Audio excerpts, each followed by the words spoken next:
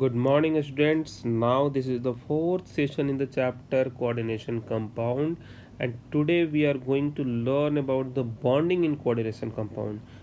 Dear students, किस प्रकार से सेंट्रल मेटल एटम से लिगेंड कंबाइन करता है, क्योंकि लिगेंड का नाम लैटिन वर्ड लिगेयर से लिया गया, मतलब टू बाइंड। उसके बीच में जो बॉन्डिंग होती है वो कैसी होती है, उसके पीछे की थ्योरी क्या कहती है, तो we have to study about those theories. The first is the valence bond theory. It is simply called BBT. Then the crystal field theory called CFT. Ligand field theory जो आपके सिलेबस में अभी नहीं है, and the molecular orbital theory जो यहाँ नहीं है. आपको दो थ्योरीज पढ़नी है, valence bond theory and crystal field theory. तो हम आज वैलेंस बॉन्ड थ्योरी पढ़ेंगे कि किस प्रकार से how the ligand coordinate it's lone pair electrons with the central metal atom. So now proceeding towards this topic, valence bond theory. Valence bond theory में बच्चों आपको क्या स्टेटमेंट है, क्या पॉस्टुलेट्स है, उसमें ये कहा गया है कि जो इलेक्ट्रॉन्स होते हैं वो एटॉमिक ऑर्बिटल्स में प्रेजेंट होते हैं. और एटॉमिक ऑर्बिटल्स किसका होगा, तो एटॉमिक ऑर्बिटल्स होता है आपको सेंट्रल मेटल एटम का. उसमें लोन पेयर इलेक्ट्रॉन्स कोऑर्डिनेटेड होते हैं किसके द्वारा, लिगेंड के द्वारा. Is it okay? तो उसके मेन पॉस्टुलेट्स क्या है कि मेटल एंड लिगेंड के बीच में एक तरीके से बॉन्डिंग होती है, दैट इज कोवैलेंट बॉन्डिंग. इसको कंसीडर करना है.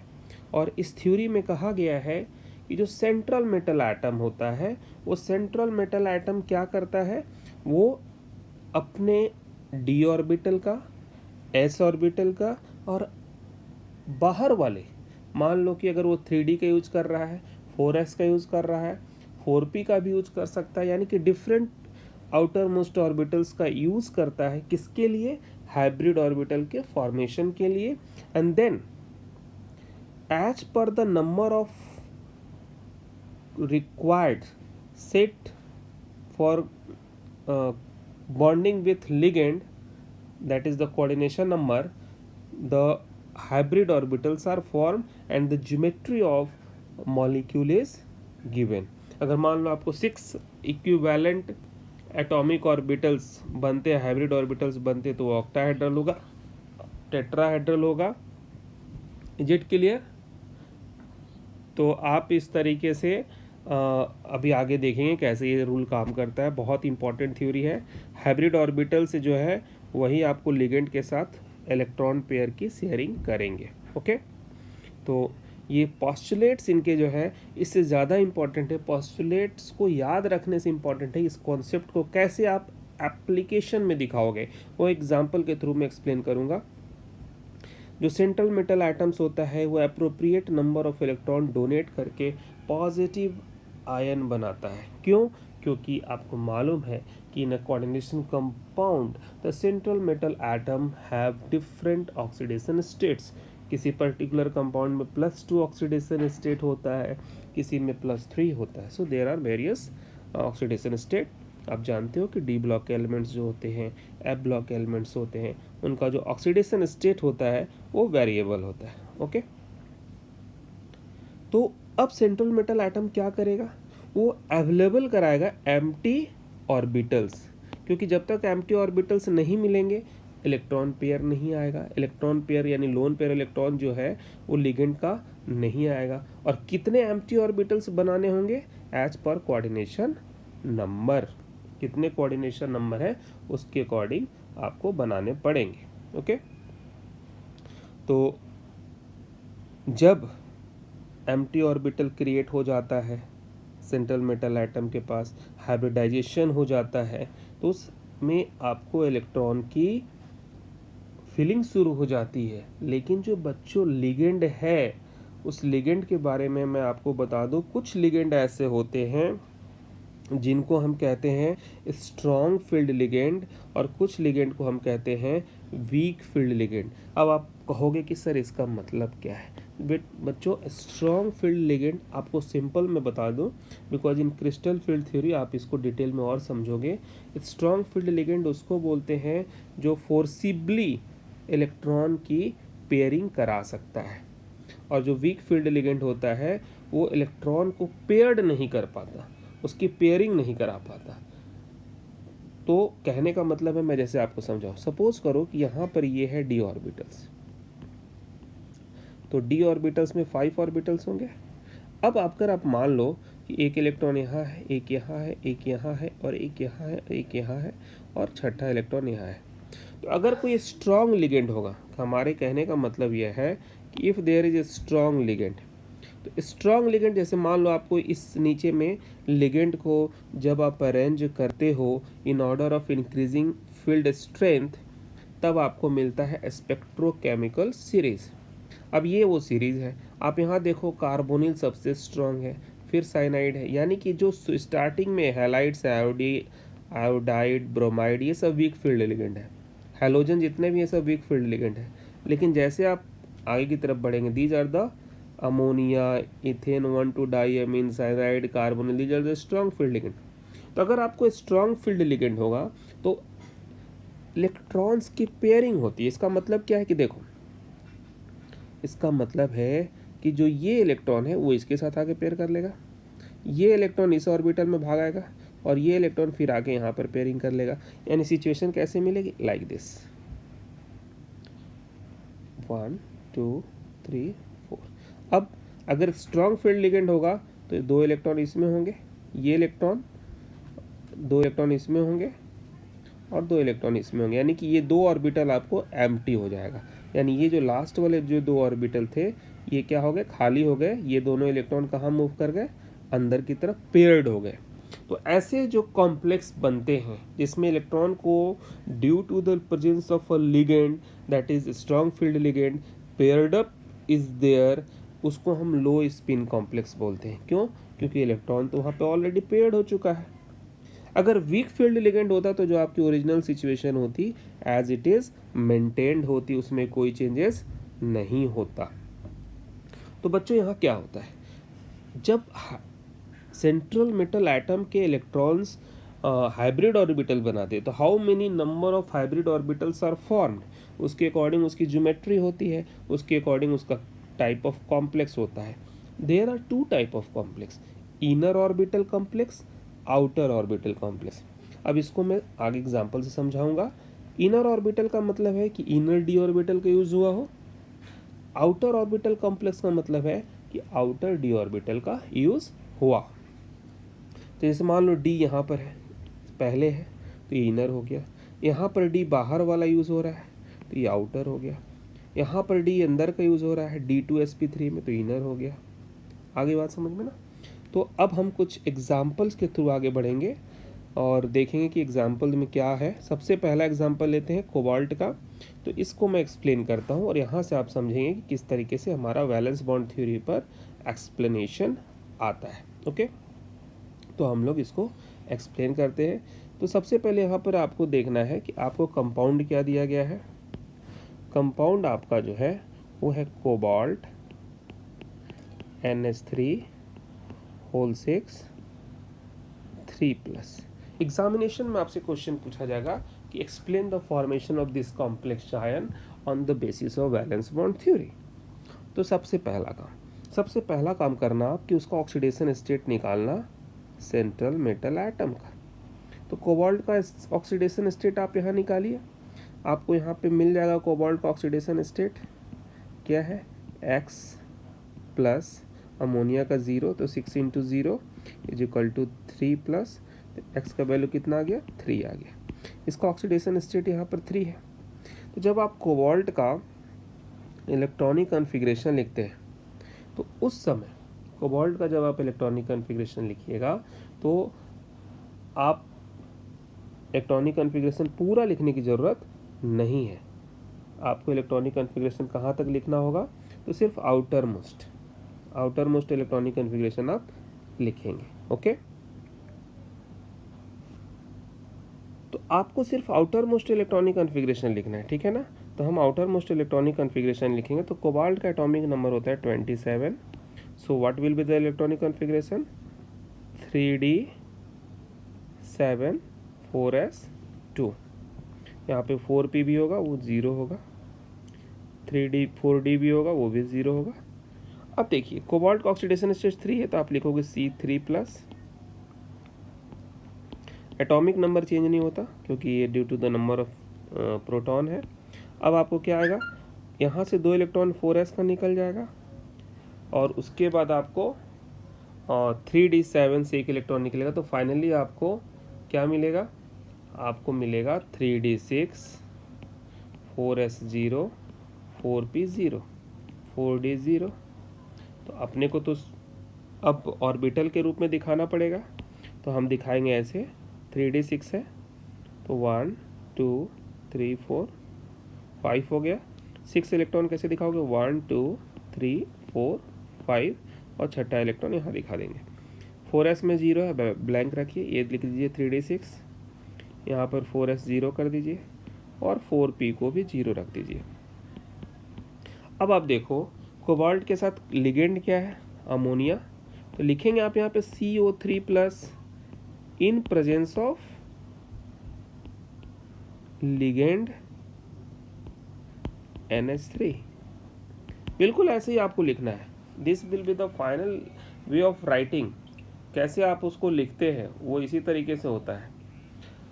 इसमें अब आपको क्या करना है, नंबर ऑफ हाइब्रिड ऑर्बिटल ढूंढना है। ऑक्सीडेशन नंबर क्या है यहाँ पे? 6। तो आपको electron empty orbitals 6 hybrid empty orbitals चाहिए। तो आप यहाँ क्या करेंगे, यहाँ पर आप हाइब्रिडाइजेशन करा देंगे।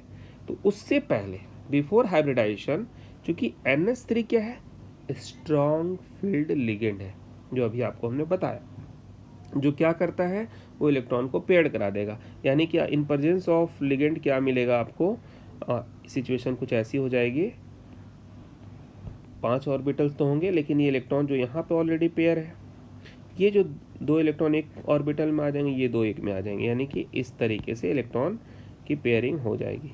2 2 और 2, ये 6 इलेक्ट्रॉन्स जो थे वो इस तरह से पेयर्ड हो गए। अब ये 2 एम्प्टी ऑर्बिटल हो गया, एक 4s का एम्प्टी ऑर्बिटल होगा और यहाँ जो 3 p ऑर्बिटल्स हैं इसमें से आप तीनों को यूज़ कर लीजिए। तो क्या होगा हमारा? हाइब्रिडाइजेशन होगा इन 2d का, एक 4s का और 3p का। ये आपको जो मैं ब्लू कलर से डॉटेड करके इन बाउंड्री में, ये आपको क्या मिल गया? d2 एक s और 3p d2sp3 हाइब्रिडाइजेशन स्टेट मिल गया। अब इसमें क्या होगा बच्चों, यहाँ पर 2 इलेक्ट्रॉन, यहाँ पर 2 इलेक्ट्रॉन इन 4s। अब ये 4s तो नहीं रहेगा, ये हाइब्रिड ऑर्बिटल्स हो गए। In these hybrid orbitals electrons are coordinated by ligand ammonia. कुछ चीज़ें यहाँ पर बहुत इंपॉर्टेंट है जो पूछी जाती हैं आपको जब वैलेंस बॉन्ड थ्योरी पर आप एक्सप्लेन करते हो। तो याद रखना, एक तो पहला हाइब्रिडाइजेशन पूछा जाएगा तो d2sp3। दूसरा मैग्नेटिक प्रॉपर्टी। तो मैग्नेटिक प्रॉपर्टी आप देखो, कोई भी इलेक्ट्रॉन अनपेयर्ड नहीं है, ये तीनों के तीनों पेयर्ड है, तो लिखोगे डायामैग्नेटिक। उसके बाद आपसे पूछा जाता है कि आउटर ऑर्बिटल कॉम्प्लेक्स है या इनर ऑर्बिटल है। तो इनर क्यों कहेंगे? देखिए डी ऑर्बिटल जो हमने यूज़ किया वो इनर डी यूज़ किया। अगर यहाँ पर 4d होता, इलेक्ट्रॉन की पेयरिंग नहीं होती तो हम बाहर जाते, 4d का ऑर्बिटल का यूज करते, तो वो आउटर कहलाता। तो यहाँ पर ये कौन सा कॉम्प्लेक्स हो गया? इनर ऑर्बिटल कॉम्प्लेक्स हो गया। अब चूंकि इनर ऑर्बिटल कॉम्प्लेक्स है, इलेक्ट्रॉन्स आर पेयर, तो इसको आप कहोगे लो spin complex. High spin complex तो तब होता है ना जब इलेक्ट्रॉन्स अनपेयर्ड होते। तो ये 3-4 पॉइंट्स बहुत इंपॉर्टेंट है जो पूछा जाता है और आपको आज के सेशन के एंड में मिलेगा ऐसे क्वेश्चन। Is it clear? एक और एग्जांपल हम लेंगे, यहाँ पर हमने ऑलरेडी इसको बना दिया है। देखिए d2sp3 हो गया, d2sp3 हाइब्रिड ऑर्बिटल ये मिल गया आपको। और इस तरीके से यहाँ पर 2 इलेक्ट्रॉन 4s और 3p में इलेक्ट्रॉन शेयर्ड हो गए, किसके द्वारा? अमोनिया लिगेंड के द्वारा। ये इनर ऑर्बिटल है, लो स्पिन कॉम्प्लेक्स है, ठीक है। जो पॉइंट्स आपसे पूछा जाता है, ज्योमेट्री ऑक्टाहेड्रल ज्योमेट्री हो गई। Is it clear? एक और एग्जांपल लेते हैं हम। अब हम लेते हैं COF6 3- का। एग्जाम में आपसे पूछा जाए तो कैसे एक्सप्लेन करेंगे? जस्ट लाइक से इन द सेम वे हम क्या करते हैं, शुरू करते हैं। सबसे पहले आपको क्या करना है बच्चों, स्टेप वाइज स्टेप समझो। COF6 3- आप निकालोगे oxidation state of cobalt, X plus 6 into -1 is equal to -3। तो आप क्या लिखेंगे, X इज इक्वल टू +3। तो आप फिर यहाँ लिखोगे कोबाल्ट, एटॉमिक नंबर लिख लीजिए। आउटर मोस्ट इलेक्ट्रॉनिक कॉन्फ़िगरेशन लिखना है, लिखिए 3d7 4s2 4p0 4d0। अब उसके बाद लिखो इसका ऑक्सीडेशन स्टेट का इलेक्ट्रॉनिक कॉन्फ़िगरेशन आप लिखेंगे CO3+, स्मॉल ब्रैकेट में याद रखना एटॉमिक नंबर ही लिखना, यहाँ पे 3 मत कम करना क्योंकि एटॉमिक नंबर है। अब देखो 3 इलेक्ट्रॉन आपको रिमूव करने हैं, 2 फ्रॉम 4s 1 फ्रॉम 3d। तो आपको क्या मिलेगा, 3d6 4s0 4p0 4d0। अब इसको आप किस रूप में दिखाओगे, आप इसको दिखाओगे in form of orbital diagram. तो आप इसको ऐसे दिखाएंगे 1 2 3 4 1 2 3, यहाँ पर आप ऐसे दिखाएंगे। तो यहाँ पर क्या करेंगे आप, इलेक्ट्रॉन 1 2 3 4 5 6, ये हो गया 3d6। ओके, यहाँ तक सबको समझ में आ रहा है, क्लियर है? अब उसके बाद 4s0 है, तो यहाँ पे 4s0 रहने दीजिए। 4p आपको इसमें भी 0 है तो 3 वैकेंट ऑर्बिटल दिखाइए, और 4d को भी आप 0 दिखाइए। और 4d क्यों मैंने लिया है आपको अभी समझ में आ जाएगा, ये भी 0। अब आप लिखेंगे यहाँ पर CO3+ in presence of ligand F-, fluoride है, ये वीक लिगेंड है। तो यहाँ पर ये बच्चों ये इलेक्ट्रॉन जो 3d6 के थे ये पेयर्ड नहीं होंगे, ये एज इट इज ऐसे ही रहेंगे, यानी कि अब यहाँ कोई चेंजेस नहीं होगा। एक ज़्यादा बन गया, तो यहाँ पर 1 2 3 4 5 ये 3d6 ही रहेगा। इन प्रेजेंस ऑफ फ्लोरीन जो हमारा लिगेंड है पेयरिंग नहीं होती है क्योंकि ये वीक फील्ड लिगेंड है। 4s 4p। और अब आपको क्या करना पड़ेगा, चूंकि यहाँ पर आपने देखा कि फ्लोरीन की संख्या 6 है, कोऑर्डिनेशन नंबर 6 है, तो in order to get the 6 hybrid orbital आप 4s से स्टार्ट करेंगे, 4p में जाएंगे और 4d के 2 ऑर्बिटल ले लेंगे। These orbitals are now get hybridised. तो आपको क्या मिलेगा, आपको मिलेगा बच्चों ये 3d6 एज इट इज रहेगा, इसमें 6 इलेक्ट्रॉन आप भर दीजिए, कुछ मत करिए, और ये 6 ऑर्बिटल जो है आपके हाइब्रिड ऑर्बिटल हो गए, 1 2 3 4 5 6। इसका नाम क्या होगा जरा देखो बच्चों, ये आपका 4s था, ये 4p था और ये 4d था। 4s 4p 4d, तो यहाँ पर ये नाम आएगा आपको sp2d2। आपने कौन से d ऑर्बिटल का यूज किया, बाहर का, तो इसको बोलेंगे आप। अब यहाँ पर 2 इलेक्ट्रॉन, 2 इलेक्ट्रॉन्स यहाँ, 2 electrons from fluoride ion is coordinated. इन सब जगहों पर फ्लोरीन आपको कोऑर्डिनेशन देगा और आपको क्या बन जाएगा, आपको बन जाएगा कोऑर्डिनेशन कॉम्प्लेक्स COF6-। अब क्वेश्चन पूछा जाता है कि बताइए हाइब्रिडाइजेशन क्या है, sp2d2। फिर पूछा जाएगा कि पैरामैग्नेटिक है कि डायमैग्नेटिक है। 4 अनपेयर्ड इलेक्ट्रॉन है तो पैरामैग्नेटिक हुआ। नेक्स्ट क्वेश्चन, आपको बताना इनर ऑर्बिटल है कि आउटर ऑर्बिटल कॉम्प्लेक्स है। बाहर का डी ऑर्बिटल यूज किया तो आउटर ऑर्बिटल कॉम्प्लेक्स है। अगला हाई स्पिन की लो स्पिन, चूंकि अनपेयर्ड इलेक्ट्रॉन है तो हाई स्पिन कॉम्प्लेक्स है। आगे बात समझ में? तो इस तरीके से आप ऐसे एक्सप्लेन कर सकते हो और ये 3-4 छोटे छोटे क्वेश्चन पूछे ही जाते हैं। Okay, is it clear to all of you? मुझे लगता है सबको समझ में आ गया होगा। सो अब हम इसके बाद आगे बढ़ते हैं और कुछ क्वेश्चन ऐसे आपको अभी दिए जाएंगे जो आपको घर से करने हैं। और आप सब इसको कर सकते हैं। दो तरह का कॉम्प्लेक्स होता है बच्चों, इनर ऑर्बिटल, आउटर ऑर्बिटल, जिसके बारे में हम पहले ही बता चुके हैं। इनर ऑर्बिटल में D2sp3 होगा, आउटर ऑर्बिटल में sp3d2 होगा। और यहाँ पर जो इनर ऑर्बिटल होता है वो लो स्पिन कॉम्प्लेक्स होता है, आउटर हाई स्पिन कॉम्प्लेक्स होता है। यहाँ पर स्पिन पेयर्ड कॉम्प्लेक्स होगा, यहाँ स्पिन फ्री कॉम्प्लेक्स होगा। क्लियर है ना? तो ये आपको पूछा जा सकता है, इनर आउटर ऑर्बिटल कॉम्प्लेक्स क्या होता है, हाई लो स्पिन कॉम्प्लेक्स क्या होता है, ठीक है ना? तो और लिगेंड के बारे में हमने पहले आपको बता दिया। अब कुछ क्वेश्चन हैं, ये देख लीजिए, आपको इसको एक्सप्लेन करना है। I hope you can solve it. तो all of you have to try these questions, आप इसको करिए। And I hope the concept of valence bond theory is clear to all of you. करना क्या है, सेंट्रल मेटल एटम का oxidation state find करना है, उसका इलेक्ट्रॉनिक कॉन्फ़िगरेशन लिखना है, फिर उसके उस पर्टिकुलर ऑक्सीडेशन स्टेट का इलेक्ट्रॉनिक कॉन्फ़िगरेशन लिखना है, ऑर्बिटल डायग्राम ड्रॉ करना है, इलेक्ट्रॉन्स की फिलिंग दिखानी है, फिर देखना है कि लिगेंड स्ट्रॉन्ग फील्ड है या वीक फील्ड है। स्ट्रॉन्ग फील्ड है तो उसका पेयरिंग कराना है, वीक फील्ड है तो पेयरिंग नहीं कराएंगे। और आउटर इनर ऑर्बिटल कॉम्प्लेक्स के फॉर्मेशन के लिए as per the required number of hybrid orbital create करेंगे।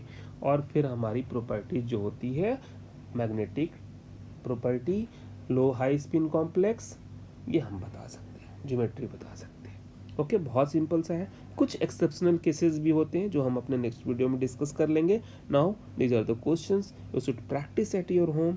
तो I think your concept is now clear.